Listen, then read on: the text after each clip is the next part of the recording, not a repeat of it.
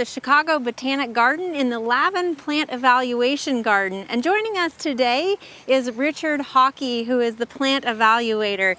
And Richard, you've got a hard job here, it looks like, but a beautiful garden that you're in here. Tell us a little bit about the evaluations that you're doing. So our program is primarily herbaceous perennials. So we're looking at plants that would be hardy in Chicago in Zone 5.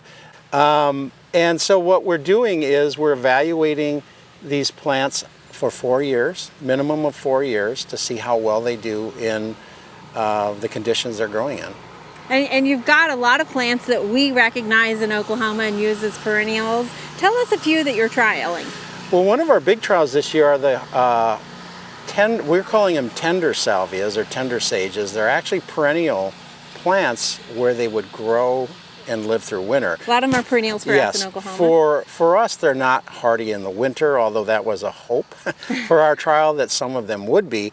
But we're looking at them generally from the point of view as an annual. Okay. A perennial used as an annual. And your growing season is a little bit different. What is your rating system, if you will, the things you consider and factor in? So in a general plant group, we're looking at first and foremost their cultural adaptability to where they're being grown. So the idea is it doesn't matter how pretty they are if they're not going to survive. They're just not worth it.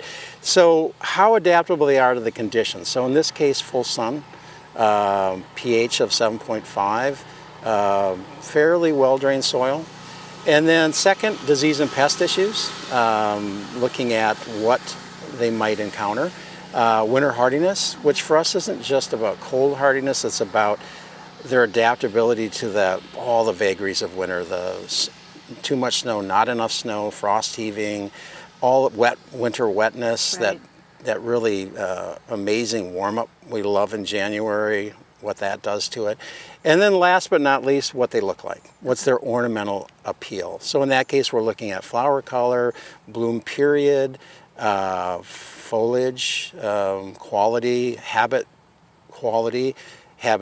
size, and how quickly it gets there, things like that. Okay, because some of the salvias you've actually figured just bloom a little too late for you guys. Well, that was the idea. The idea was that they would bloom too late to have any real value, even as an annual, but it's not true. Okay. At least the ones here, we have a lot of Greggii, microphyllus, and a lot of interesting varieties and a lot of hybrids, and most of them bloom pretty much all summer. All right, well, I know you've got some beautiful hibiscus. Can we go take a look Certainly, at that trial? Yeah.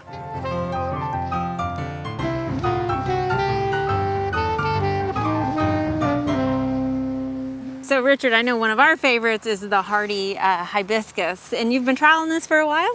Yeah, we've actually had hibiscus, hardy hibiscus in the trial since 1989. Not these same ones, but over the years we've watched as they've developed. As the cultivars have come out, changes in them. One of the biggest changes is bringing down the height. Okay.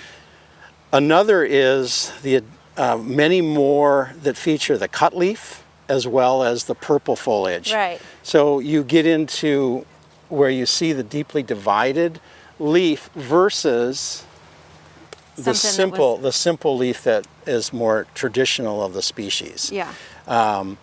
And then of course the flowers have always been bold and colorful.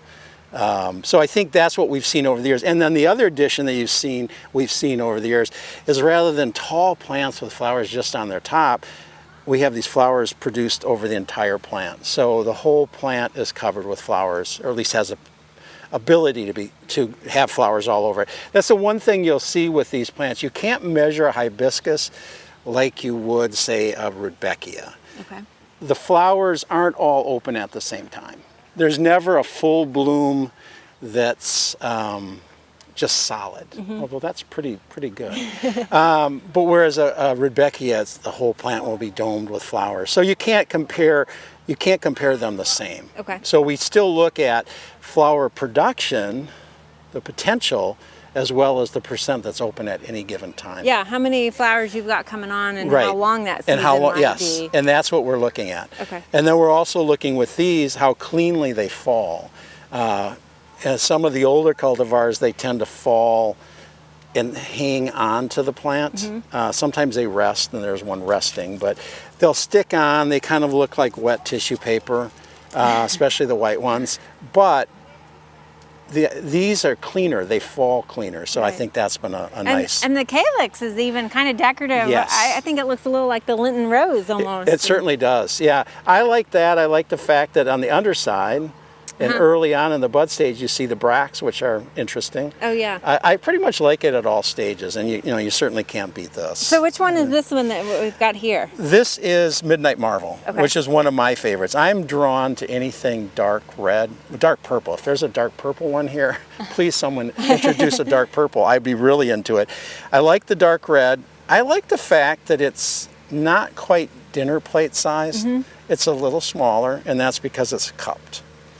But it has a very strong dark purple leaf cut. So you have, this is not the best color, but you see that the leaf is very textural, and then it holds that dark color through the whole season, which is nice. And some of the flowers are even getting into this waffling look. They almost look like crepe paper a little bit. Yes, which I think is nice. That adds a nice texture. You know, they only bloom for about a day, so anything that sets them apart is a positive. And so although you produce a lot of these, you're producing pretty much a flower a day. Each flower is only open for one day. All right, well obviously you guys are collecting a lot of information on several different genuses of plants. So where could the homeowner find out about this information once your evaluations are done? Well, our trials are all reported on our website. Okay. So the Chicago Botanic Garden's website, we have all of our plant evaluation notes, which is our report that covers all the ins and outs of a specific trial. And then I also write for Fine Gardening, and those articles are also, so that sort of popularizes the information, sort of sums it up. But the nice thing about Fine Gardening is it allows me to, those articles, is it allows me to look at all stages of a trial. So I can look, say for instance, I did the hibiscus in 1989 for 4 years, and then I had more after that and more after that. So the Fine Gardening article allowed me to report on all of those. Go back a the little old bit and the new. the bigger picture. Yes, so we're not just on it's not just a moment in time. So we're doing what I think a true comparative trial does, which is compare the old with the new. All right. Well, there's always a lot of new coming on, but we don't want to forget about our old favorites. Exactly, so. exactly. Don't discount the old timers. Richard, thank you for sharing this information Certainly. with us. It's my pleasure. And we appreciate being here. Thank you. I'm glad you guys came. We hope you enjoyed this video. It's part of our Oklahoma Gardening YouTube channel. You can also find even more videos on our OK Gardening Classics YouTube channel. And join us on social media for great gardening tips, photos, and discussion.